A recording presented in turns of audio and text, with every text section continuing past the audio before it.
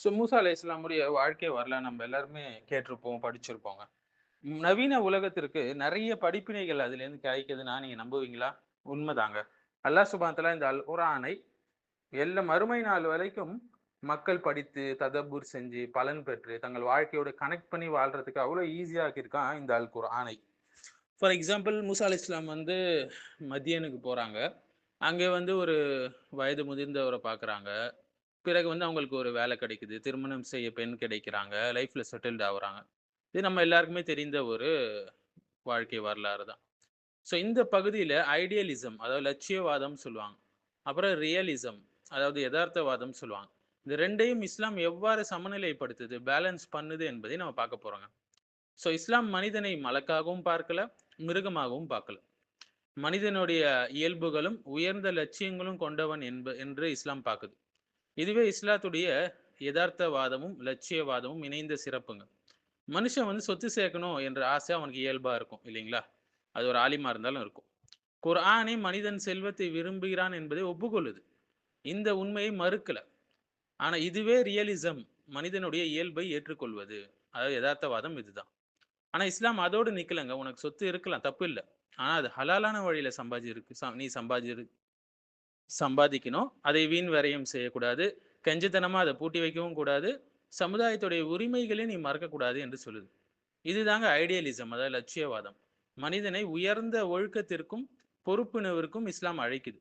எனவே இஸ்லாம் என்ன கூறுதுன்னா, தனிநபருக்கு தனி சொத்து உரிமை இருக்கு.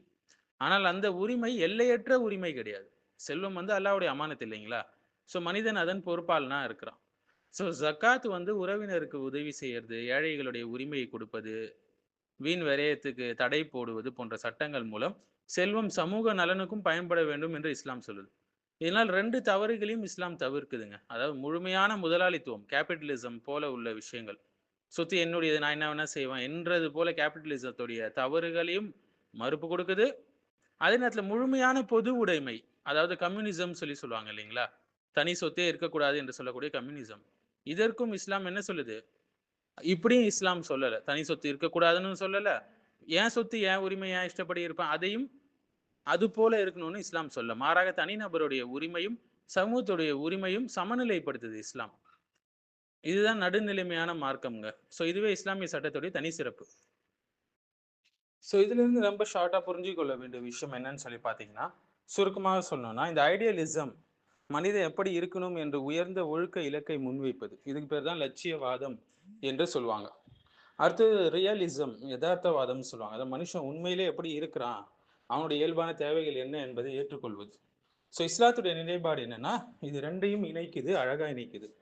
இஸ்லாமுடைய நிலைப்பாடு என்னன்னா, மனுஷனுக்கு சொத்து வச்சிருக்க வேண்டும் என்ற ஆசை இருக்கு இல்லைங்களா? இதுதான் இஸ்லாம் மறுக்கல. இதுதான் ரியலிசம். ஆனா அந்த சொத்த ஹலாலா சம்பாதிச்சு வீணாக்காம ஜகாத் கொடுத்து சமூகத்துடைய உரிமையும் காக்க வேண்டும் என்று கட்டுப்பாடு விதிக்குது இஸ்லாம். இதுதான் ஐடியலிசம். ஸோ இஸ்லாம் வந்து மறுக்கக்கூடிய 2 தீவிர நிலைகள் என்னன்னா, அளவுக்கு மீறிய ஐடியலிசத்தை மறுக்குது. மனுஷனுடைய இயல்பான ஆசைகளை முற்றிலும் அடக்க வேண்டும் என்று கூறக்கூடிய தவறான அணுகுமுறை. இந்த அளவுக்கு மீறிய ஐடியலிசம வந்து இஸ்லாம் வந்து மறுக்குது என்று சொல்லலாம். அதே நேரத்துல அளவுக்கு மீறிய ரியலிசம். மனுஷனுக்கு ஆசை இருக்குது. ஆனா அவன் விரும்பியபடி செய்யட்டும் என்று எந்த ஒழுக்க வரம்பும் இல்லாமல் விடக்கூடிய அணுகுமுறை தான் இந்த அளவுக்கு மீறிய ரியலிசம் என்பது. இதையும் இஸ்லாம் மறுக்குது. இஸ்லாம் மனுஷனுடைய இயல்பை ஏற்றுக்கொண்டு, அதாவது ரியலிசமை ஏத்துக்கொண்டு, அதை அல்லாஹ்வுடைய வழிகாட்டுதலால் உயர்ந்த ஒழுக்கத்திற்கு வழிநடத்துது. அதாவது ஐடியலிசம்க்கு வழிநடத்துது. இதுவே மனுஷனுக்கு பணம் சம்பாதிக்கிற ஆசை இருக்கு. இது ஏற்றுக்கொள்கிறது. இதுதான் ரியலிசம். இஸ்லாம் ஏத்துக்கொள்ளுது. ஆனா அது ஹலாலா சம்பாதிச்சு ஜக்காத் கொடுத்து வீணாக்காம செலவிட வேண்டும். இதுதான் ஐடியலிசம். இதையும் இஸ்லாம் கட்டளையிடுது. ஒரே வரியில சொல்லணும்னா, இஸ்லாம் வெறும் லட்சியவாதமும் கிடையாது, வெறும் எதார்த்தவாதமும் கிடையாது. 2யும் சமநிலைப்படுத்தக்கூடிய, பேலன்ஸ் படுத்தக்கூடிய அழகான மார்க்கம். ஏனால் இது இறைவனால் அருளப்பட்ட மார்க்கம். மூசா நபியோட அந்த வரலாறுக்கு வருவோம் நம்ப. மதியனுக்கு சென்ற சம்பவம் நம்ம எல்லாருக்குமே தெரியும் இல்லைங்களா? பொதுவாக சூரத்துல் கசஸ்ல 22லேருந்து 28வது ஆயத்து வரைக்கும் படிச்சு பாருங்க. மூசா அலைஹிஸ்ஸலாம் மதியனுக்கு தப்பி செல்றாங்க. ஏன்னா ஃபிரௌன் தேடுறான். அவங்க மீது ஒரு குற்றம் இருப்பதனால. அவங்க தெரியாத, அறியாத செய்த குற்றம். 2 பெண்களுக்கு தண்ணீர் எடுக்க உதவுறாங்க மதியன் நகரத்துல போயி. பின்னர் அவருடைய தந்தை அவங்கள வந்து அழைக்கிறாங்க.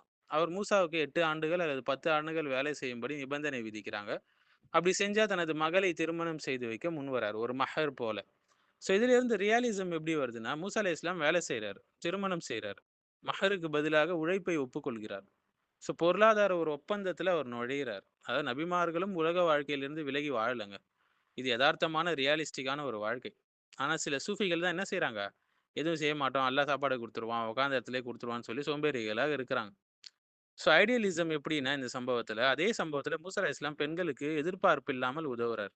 ஒப்பந்தம் தெளிவா செய்யப்படுது. அநியாயம் கிடையாது. நம்பகத்தன்மை, கற்பு, நேர்மை ஆகியவை இங்கே கற்கப்படுது.